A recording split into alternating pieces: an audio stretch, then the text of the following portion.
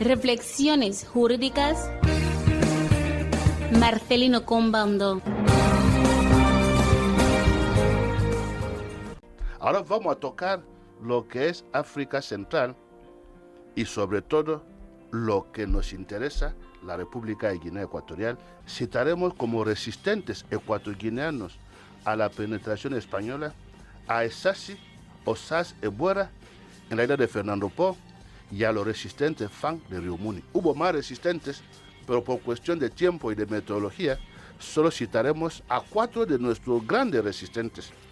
En la región de Bioko, la antigua Fernando Po, vamos a hablar de Esassi Osas Ebuera, según lo llamen los bubis o los españoles.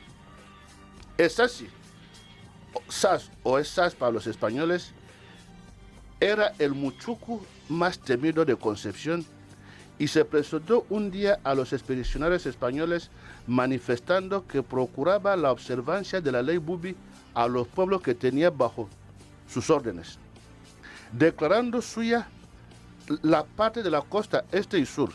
Si bien se declaró amigo de la misión de la que no tenía quejas, no enviaba niños a ella, pues lo necesitaba para las faenas y según su opinión, el mejor libro del bubi era el palo con que trabajaba la tierra. Ahora bien, poco antes, según parece, había amenazado la misión, por lo que el cañonero Pelicano hubo de visitar la bahía de Concepción. Resulta esclarecedor el relato que hace Valero, un español de la oposición entre Esassi y Mocata, el rey Moca. Sin lugar a dudas, donde más resistencia hubo contra la colonización española fue en el continente conocido como Río Muni. Existieron varios resistentes Fan contra la colonización española. Aquí solo citaremos, siguiendo al profesor José de Lazue, a 3. El primero será Mbozo, el segundo es Sonaburu y el tercero Noncorumba. Mbozo, denominado por los españoles Rocobongo, era hijo de Nzogo Mbogo y procedía de Camerún, donde salió después de que los Fan fuesen derrotados por los Bemvele, los Fulbe y los Bulu. Al abandonar Camerún y llegar a Río Muni, empezó visita de reconocimiento del territorio y al parecer en los alrededores de Mbini se encontró con el rey Santiago Uganda, al que no conocía. Sin embargo, los dos compartían el mismo idea de lucha contra la ocupación española de Río Muni. Consecuencia de esa comunidad de intereses, Mbozo y el rey Santiago Uganda sellaron un acuerdo en torno a una ceiba joven, en el sentido de que cuando alcance un determinado volumen y altura, los blancos deberán abandonar Río Muni y mientras se esperaba que crezca la ceiba, los europeos deberían respetar los derechos de los africanos. Sin embargo, ante los atropellos de los blancos a los africanos de Río Muni, Mbozo empezó a organizar expediciones de saqueo en la factoría de los europeos, apoderándose de todo lo que encontraba a su paso. Ante el pánico causado por Mbozo, el ejército colonial español organizó una expedición para capturarlo, lo que se logró después de varios combates. Finalmente fue capturado y conducido a Micomicén, donde fue condenado a ser ejecutado. Sin embargo, al no hacer mella en él las balas que le dispararon, fue cruelmente decapitado por el teniente Ayala. Al igual que Mbozo, otra gran figura Fan de Río Muni que luchó contra la conquista española fue Esonaburu. Esonaburu era hijo de Esonunzogobian, de la tribu Sakunan, del poblado de Cam.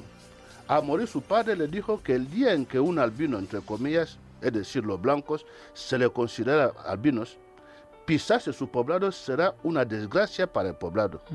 Esonaburu se había enterado de que el ejército colonial iba en busca de Mbozo, que se había refugiado en un poblado de las proximidades de Cam Esakunan, llamado Akam Esamongón.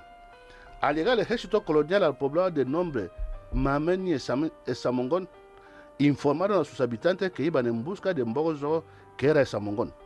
A no poder traicionar a su hermano de clan Esamongón, informaron al ejército colonial español que Mbozo se encontraba en el poblado Cam de Sonaburu. Al mismo tiempo, el poblado de Mameni Esamongón envió a un emisario a Cam para informarles que un ejército colonial se acercaba a su poblado buscando a Mbozo, que no se encontraba con ellos. Esonaburu preparó a su ejército, al que colocó a los dos lados del camino que conducía al poblado de Cam. en esa primera ofensiva, el ejército de Sonaburu diezmó al ejército colonial. El jefe de la expedición con los supervivientes regresó a Bata para solicitar refuerzos. Esta segunda expedición también fue derrotada por el ejército de Sonaburu. La tercera expedición vino muy reforzada y ante su inferioridad numérica, el Sonaburu y su ejército decidieron quemar sus poblados y escaparse. Al final, las autoridades coloniales prefirieron sellar la paz con el Sonaburu. Cuando el Sonaburu creyó estar en paz con las autoridades coloniales, aceptó una invitación a ir a Micomicán para ser investido jefe de su contorno. Debía presentarse con todas las escopetas y la pólvora de la que disponían los habitantes de su entorno. Sin embargo, al llegar a Micomicán, el Sonaburu fue detenido, encarcelado y torturado.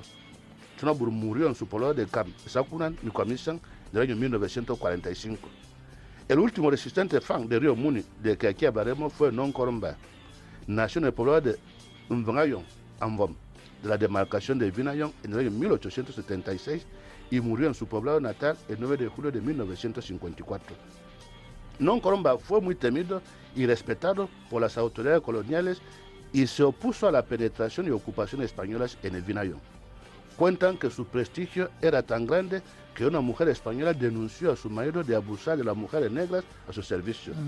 Non Koromba ordenó la comparecencia del blanco, pero sin zapatos, esto es descalzo. El blanco acudió y fue severamente reprendido por Non Koromba. Le recomendó que había traído lejos a la hija de otros y lo que debía hacer es cuidarla y protegerla y no maltratarla como lo estaba haciendo. Estas resistencias africanas a la penetración europea en el África Sur del Sahara justificaron el recurso a los tratados de protectorado cuyos firmantes de parte europea eran actores no reconocidos en la actualidad como sujetos de derecho internacional.